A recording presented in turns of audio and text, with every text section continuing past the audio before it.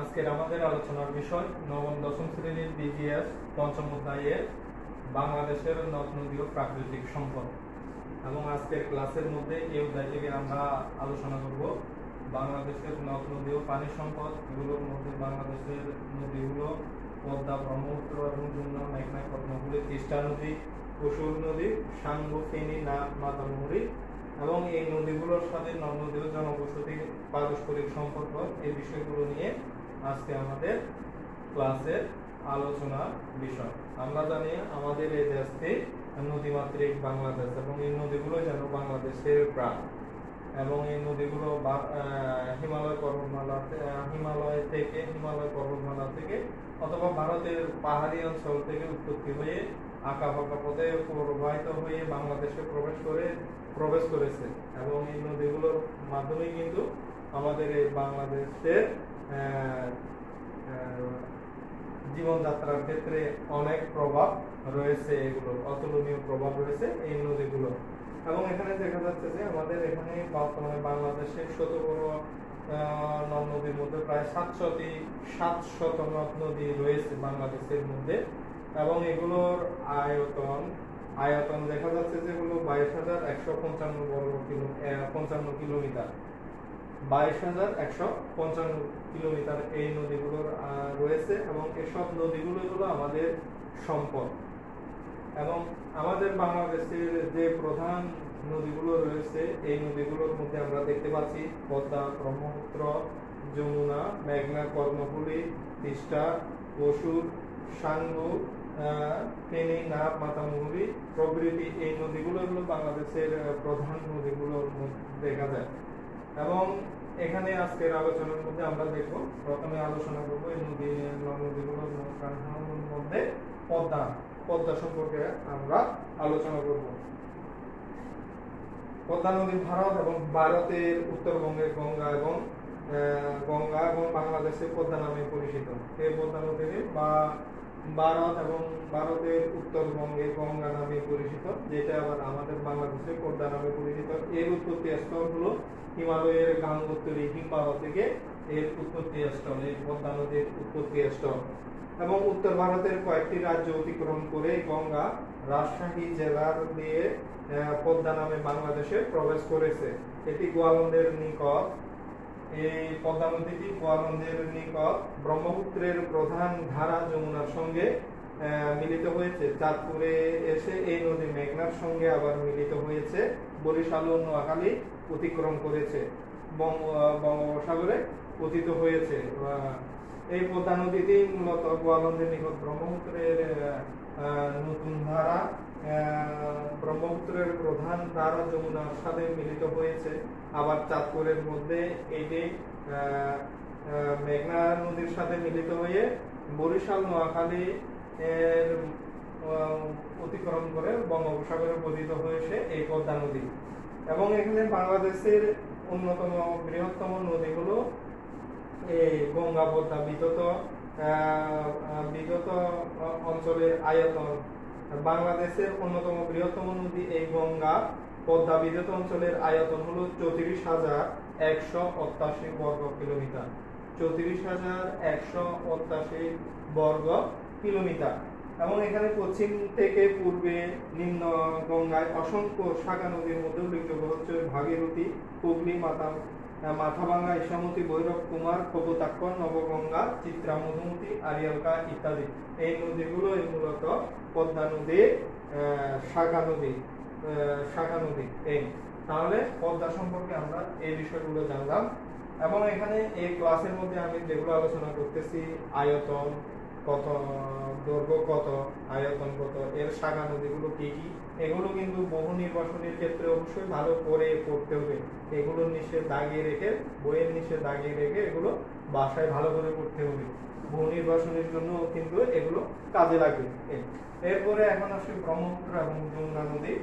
এই তিব্বতের মানস সরোবরে ব্রহ্মপুত্র নদীর উৎপত্তি হয়েছে।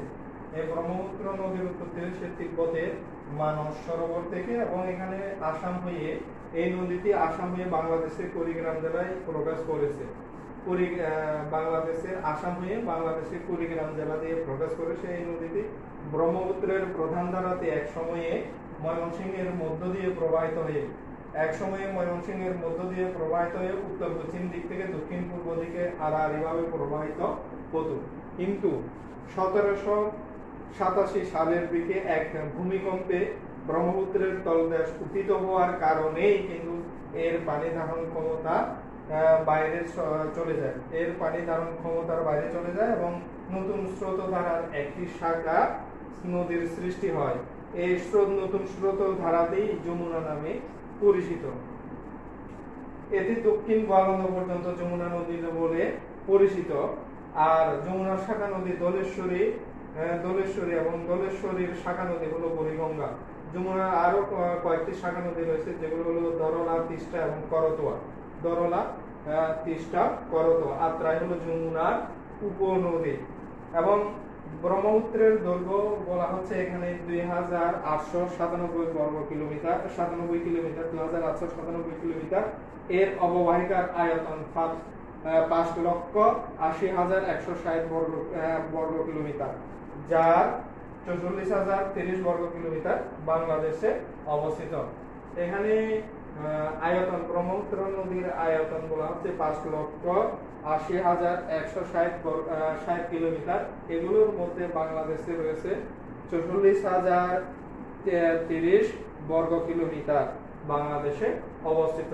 এইগুলো ব্রহ্মপুত্র এবং যমুনা নদী, যেটা ভারতের মধ্যে ব্রহ্মপুত্র নাম ছিল, বাংলাদেশে পরবর্তীতে যমুনা, ব্রহ্মপুত্রের নতুন শাখাতে যমুনা নাম ধারণ করেছে, যেটা 1787 সালে ভূমিকম্পের কারণেই এই ব্রহ্মপুত্রের গতিপথ পরিবর্তিত হয়। এরপরে আসতেছে মেঘনা। আসামের বরাক নদী নাগামণিপুর অঞ্চলে উৎপত্তি হয়ে সিলেটের সুরমা এবং কুশিয়ারা নদীর সাথে মিলিত হয়েছে এই মেঘনা নদী। আসামের ওই বরাক নদী নাগামণিপুর অঞ্চলে উৎপত্তি হয়ে সিলেটের সুরমা এবং কুশিয়ারার সাথে মিলিত হয়েছে এবং এই মিলিত দ্বারা সুনামগঞ্জ জেলার আজমিরিগঞ্জের কাছে কালনী নামে দক্ষিণ পশ্চিম দিকে অগ্রসর হয়ে মেঘনা নাম ধারণ করেছে। এই মেঘনা নদীর বরাক নদীটি, ভারতের আসামের বরাক নদীটি বাংলাদেশে সুরমা এবং সিলেটের সুরমা এবং কুশিয়ারা নদীর সাথে মিলিত হয়েছে এবং ওই দুটি নদী ধারায় আবার কালনী নাম ধারণ করে, কালনী নদীর নাম ধারণ করে পরবর্তীতে ওই শাখাতেই মেঘনা নদী নাম ধারণ করেছে। এবং এখানে বলা হচ্ছে এটি বরফ বাজার অতিক্রম করে পুরাতন ব্রহ্মপুত্রের সঙ্গে মিলিত হয়েছে। মুন্সিগঞ্জের কাছে বুড়িগঙ্গা, দোলেশ্বরের শীতলক্কার মিলিত স্রোত ধারায় মূলত মেঘনা এসে যুক্ত হয়েছে এবং সেখান থেকে চাঁদপুরের কাছে পদ্মার সঙ্গে মিলিত হয়ে বিস্তৃত মোহনার সৃষ্টি করেছে এই মেঘনা নদীটি এবং এটি গঠিত হয়েছে বঙ্গোপসাগরের মনু, তিতাস, গোমতী, বাউলায় মেঘনার শাখা নদী। বর্ষার সময় প্লাবন এবং পলিমাটিতে মেঘনা আমাদের এই বাংলাদেশকে উর্বরতা দান করে থাকে। এরপরে আসতেছে কর্ণফুলী। বাংলাদেশের দক্ষিণ পূর্বাঞ্চলের প্রধান নদী হলো কর্ণফুলী। এর উৎপত্তি স্থল লুসাই পাহাড়। কর্ণফুলী নদীর উৎপত্তি স্থল ভারতের লুসাই পাহাড় এবং এটি 320 কিলোমিটার দৈর্ঘ্যের। এই নদীটি, কর্ণফুলী নদীটির দৈর্ঘ্য হলো 320 কিলোমিটার। এই নদীটি চট্টগ্রাম শহরের কাছ দিয়ে বঙ্গোপসাগরে পতিত হয়েছে এবং কর্ণফুলীর প্রধান উপনদী হচ্ছে কাপ্তাই, হালদা, কাঁচালং, রাংকিয়াং। কর্ণফুলী নদীর প্রধান উপনদীর মধ্যে দেখা যাচ্ছে এখানে হলো কাপ্তাই, হালদা, কাঁচালং এবং রাংকিয়াং। বাংলাদেশের প্রধান সমুদ্র বন্দর কর্ণফুলী নদীর তীরে অবস্থিত। বাংলাদেশের প্রধান সমুদ্র বন্দর চট্টগ্রাম সমুদ্র বন্দরটি এই কর্ণফুলী নদীর তীরেই অবস্থিত এবং এখানে এই কর্ণফুলী নদীর গতিকে কাজে লাগিয়ে পানি বিদ্যুৎ কেন্দ্র এবং চট্টগ্রাম বন্দর এই নদীর গুরুত্ব অনেক। এই কর্ণফুলী নদীকে কেন্দ্র করে কর্ণফুলী নদীর স্রোতকে কাজে লাগিয়ে কর্ণফুলী কাপ্তাই নামক স্থানে জলবিদ্যুৎ কেন্দ্র স্থাপন করা হয় এবং এই চট্টগ্রাম বন্দরের জন্য কিন্তু এই নদীর গুরুত্ব অনেক রয়েছে, অনেক গুরুত্বপূর্ণ এই নদীটি। এরপরে আসতেছে তিস্তা নদী। সিকিমের পার্বত্য অঞ্চলে উৎপত্তি হয়ে তিস্তা নদী ভারতের জলপাইগুড়ি ভারতের জলপাইগুড়ি, দার্জিলিং এর মধ্য দিয়ে কুড়িগ্রামের দিংলা অঞ্চলে হয়ে বাংলাদেশে প্রবেশ করেছে। এই নদীটিও 1787 সালের প্রবল বন্যায় গতিপথ পরিবর্তন করে ব্রহ্মপুত্রের একটি পরিত্যক্ত গতিপথে প্রবাহিত হতে থাকে। এই তিস্তা নদীতে 1787 সালের প্রবল বন্যায় গতিপথ পরিবর্তন করে ব্রহ্মপুত্রের একটি পরিত্যক্ত পরিত্যক্ত গতিপথে প্রবাহিত হতে থাকে। গতিপথ পরিবর্তনের পূর্বে এই নদী গঙ্গা নদীতে মিলিত হয়েছিল। তাহলে এই তিস্তা নদীটি গতিপথ পরিবর্তনের আগে এটি গঙ্গা নদীতে মিলিত হয়েছিল এবং তিস্তা নদীর বর্তমান দৈর্ঘ্য 177 কিলোমিটার, প্রস্থ 300 থেকে 850 মিটার। তিস্তা নদীর দৈর্ঘ্য 177 কিলোমিটার, প্রস্থ হলো 300 থেকে 550 মিটার। এরপরে আসতেছে পশুর নদী। খুলনার দক্ষিণে ভৈরব বা রূপসা নদী, এটি আরো দক্ষিণে প্রবাহিত হয়ে ত্রিকোণা ও দুগুলা দ্বীপদ্বয়ের ডান দিক দিয়ে মংলা বন্দরের দক্ষিণে সুন্দরবনের ভিতর দিয়ে বঙ্গোপসাগরে পতিত হয়েছে এই পশুর নদীটি। এবং এই নদীটি প্রায় 142 কিলোমিটার দীর্ঘ ও 460 মিটার থেকে 2.5 কিলোমিটার প্রস্থ। এই নদীর গভীরতা এত বেশি যে সারা বছর সমুদ্রগামী জাহাজ এর মোহনা দিয়ে অনায়াসে মংলা বন্দরে প্রবেশ করতে পারে। এই পশুর নদীর গভীরতা অনেক বেশি এবং এখানে খুলনা বরিশাল নৌপথ হিসেবে পশুর নদী গুরুত্বপূর্ণ ভূমিকা পালন করে থাকে। খুলনা এবং বরিশালের নৌপথ হিসেবে গুরুত্বপূর্ণ ভূমিকা পালন করে থাকে এই পশুর নদী এর গভীরতার জন্য। এরপরে আসতেছে সাঙ্গু, ফেনী, নাব এবং মাতামুহুরী। সাঙ্গু নদী উত্তর আরাকান পাহাড় থেকে নির্গত হয়ে বান্দরবান জেলার থানচি উপজেলা দিয়ে বাংলাদেশে প্রবেশ করে বঙ্গোপসাগরে পতিত হয়েছে। এটি 297 কিলোমিটার দীর্ঘ। পার্বত্য ত্রিপুরায় উৎপত্তি হয়ে ফেনী জেলায় প্রবেশ করে ফেনী নদী। সন্দ্বীপের উত্তরে ফেনী নদী বঙ্গোপসাগরে পতিত হয়েছে। সন্দ্বীপের উত্তর দিকে এই ফেনী নদীটি বঙ্গোপসাগরে পতিত হয়েছে। বাংলাদেশের মিয়ানমার সীমান্তে নাব নদী অবস্থিত। এর মোহনা অত্যন্ত প্রশস্ত। এই নদী বঙ্গোপসাগরে পতিত হয়েছে। এর দৈর্ঘ্য প্রায় 56 কিলোমিটার। এই নাব নদীর দৈর্ঘ্য প্রায় 56 কিলোমিটার।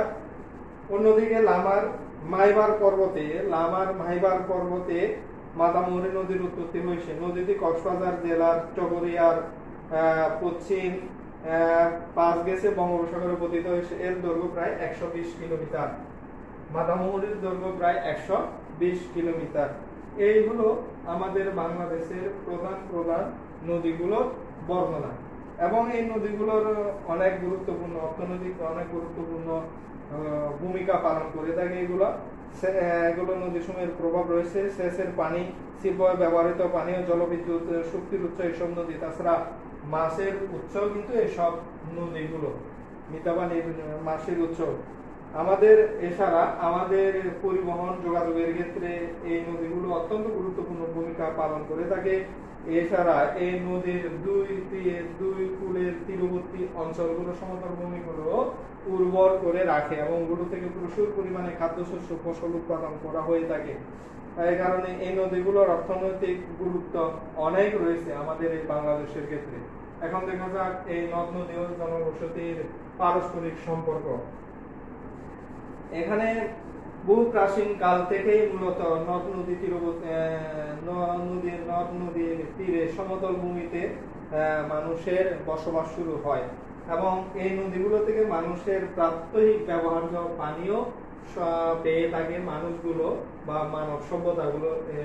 প্রাত্যহিক ব্যবহার্য পানিগুলো এই নদী থেকে পেয়ে থাকে এবং এছাড়া কৃষির ক্ষেত্রে বলা হচ্ছে পানির যোগানও কিন্তু এই নদীগুলো দিয়ে থাকে। মানুষের বেঁচে থাকার জন্য যে কৃষির ক্ষেত্রে পানির যোগানও এই নদীগুলো দিয়ে থাকে এবং এখানেই বলা হচ্ছে জীবন ধারণের কৃষির পাশাপাশি মাছ শিকারের গুরুত্ব ঘনিষ্ঠভাবে মাছ সংগ্রহের ক্ষেত্রে ঘনিষ্ঠভাবে জড়িত এই নদীগুলো এবং নদী মানুষের খাদ্য এবং রোজগারের প্রধান উৎস হিসেবে ভূমিকা পালন করে থাকে। এগুলো পৃথিবীর সকল সভ্যতা এবং জনবসতি গড়ে ওঠার পিছনে এই নদ নদীগুলোর ভূমিকা রয়েছে, গুরুত্বপূর্ণ ভূমিকা রয়েছে এবং পরবর্তীকালে জীবন জীবিকার উন্নতিতেও এই নদীগুলো মানব সভ্যতাগুলোর জীবন জীবিকার উন্নতির ক্ষেত্রেও এই নদীগুলো নদ নদীগুলো গুরুত্বপূর্ণ ভূমিকা পালন করে থাকে।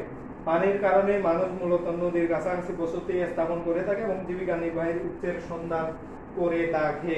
ফলে মানুষের সঙ্গে নদীর অবিচ্ছেদ্য সম্পর্ক তৈরি হয়েছে এবং এখানে বর্তমানে এই সম্পর্ক আরো বহুমাত্রিক এবং নিবিড় হয়েছে। নদ নদীকে কেন্দ্র করে মানুষের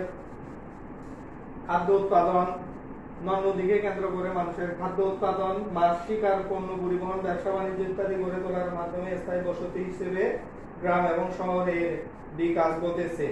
এই নদীকে কেন্দ্র করে নদীসমূহ পানি সম্পদে পরিণত হয়েছে। বাংলাদেশের জনসংখ্যা বিস্তারের সর্বাধিক ঘটেছে এই নদী তীরবর্তী এলাকাগুলোতে, জনসংখ্যার বিস্তার সর্বাধিক ঘটেছে এবং এখানে ফলে অধিকাংশ শহরগঞ্জ বাণিজ্য কেন্দ্র গড়ে উঠেছে এই নদীর তীরে। এভাবে বুড়িগঙ্গার তীরে গড়ে উঠেছে ঢাকা, কর্ণফুলীর তীরে গড়ে উঠেছে চট্টগ্রাম, শীতলক্ষ্যার তীরে গড়ে উঠেছে নারায়ণগঞ্জ, সুরমার তীরে সিলেট, গোমতীর তীরে কুমিল্লা ইত্যাদি এই ধরনের শহরগুলো বা নগরগুলো গড়ে উঠেছে। এরপরে দেখা যাচ্ছে শিল্প কারখানার প্রতিষ্ঠার ক্ষেত্রেও নদী গুরুত্বপূর্ণ ভূমিকা পালন করে থাকে, কারণ এই নদীর পানিকেই কিন্তু শিল্প কারখানার ক্ষেত্রে ব্যবহার করা হয়ে থাকে। আধুনিক পদ্ধতিতে চাষাবাদ করার জন্যও সেচ প্রক্রিয়ার ক্ষেত্রে, সেচের মাধ্যমে জমিতে পানি দেওয়ার ক্ষেত্রে এই নদীগুলো গুরুত্বপূর্ণ ভূমিকা পালন করে থাকে। এবং এখানে বলা হচ্ছে কি কর্ণফুলীর বহুমুখী পরিকল্পনা থেকে মূলত 646 কিলোমিটার নৌ চলাচল রয়েছে এবং এই কর্ণফুলীকে কেন্দ্র করে 10 লক্ষ একর জমিতে কৃষির ফলন হয়ে থাকে। পার্বত্য চট্টগ্রামে কাপ্তাই নামক জায়গায় বাঁধ নির্মাণ করে কর্ণফুলী নদী থেকে জলবিদ্যুৎ উৎপাদন করা হচ্ছে এবং তিস্তা নদীর মধ্যে বাঁধ দিয়ে ওইখানে রংপুর, বগুড়া, দিনাজপুর অঞ্চলের মানুষ ওই তিস্তা নদীর বাঁধের সুবিধাগুলো ভোগ করতেছে। এরপরে বলা হচ্ছে এখানে দেশের দক্ষিণাঞ্চলের মানুষের সঙ্গে যোগাযোগের ক্ষেত্রেও নদীপথে লঞ্চ, স্টিমার দিন দিন সম্প্রসারিত হচ্ছে। ভারতকে ট্রানজিট দেওয়ার ক্ষেত্রে বিভিন্ন নদীপথকে ব্যবহার করা হচ্ছে, যেগুলোর দ্বারা বৈদেশিক মুদ্রা অর্জন সম্ভব হবে বা হচ্ছে। বাংলাদেশের মানুষের অর্থনৈতিক জীবন ব্যবস্থার উন্নত করা, সুস্বাস্থ্য রক্ষা করা, নির্মল বায়ু এবং শহরগুলোর পানির ব্যবস্থা করা সহ জনজীবনকে গতিশীল রাখার ক্ষেত্রে এই নদ নদীগুলো ভূমিকা রাখতেছে। আবার এই উত্তরাঞ্চলের যেখানে নদীগুলো শুকিয়ে যায় শুষ্ক মৌসুমে, গ্রীষ্ম মৌসুমে, ওইখানে তখন শুকিয়ে গেলে ওইখানে ফসলের ক্ষতি হয়, জনজীবনের হুমকির মধ্যে পড়তে দেখা যায়। সে কারণে নদীর নাব্যতা রক্ষার জন্য জরুরি উদ্যোগ গ্রহণ করা প্রয়োজন। বাংলাদেশের নগর এবং গ্রামীণ জনজীবন অর্থনৈতিক ব্যবস্থা টিকিয়ে রাখতে হলে দেশের সকল নদ নদীগুলোকে গতিশীল রাখতে হবে, বাঁচিয়ে রাখতে হবে। সে কারণে এই দেশে পরিবেশবাদীরা নদী বাঁচাও সচেতনতামূলক কর্মসূচিও পালন করতেছে। এভাবেই আমরা দেখতে পাচ্ছি নদ নদী এবং জনবসতির সম্পর্কগুলো কোন জায়গায় কিভাবে ভূমিকা রাখতেছে, কিভাবে সম্পর্কগুলো তৈরি হচ্ছে। আর আজকের এই ক্লাসের মধ্যে আমাদের এখান থেকে যে জিনিসগুলো করতে হবে, এই যে নদীগুলোর বর্ণনাগুলো দেওয়া হলো, নদীর দৈর্ঘ্য, উৎপত্তি স্থল, নদীর দৈর্ঘ্য এবং আয়তন, ওই নদীকে কেন্দ্র করে কি কি ব্যবস্থা গড়ে উঠেছে, এই জিনিসগুলো যে বর্ণনাগুলো দেওয়া হলো, ওদের শাখা নদী, উপনদী যেগুলোর বর্ণনা দেওয়া হলো, এগুলো কিন্তু পড়তে হবে এবং এগুলো থেকে প্রশ্ন হতে পারে। উদ্দীপকে উল্লেখিত হয়তো কোনো একটা এই নদীর বৈশিষ্ট্যগুলোর আলোকে কোনো একটা উদ্দীপক দেওয়া হলো এবং ওই উদ্দীপকের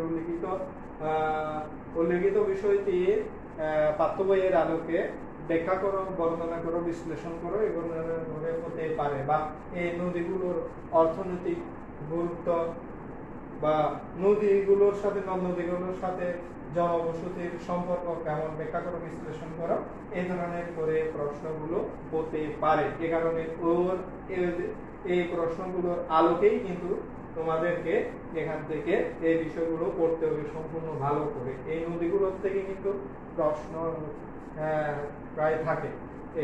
তাহলে আজকে এ পর্যন্ত।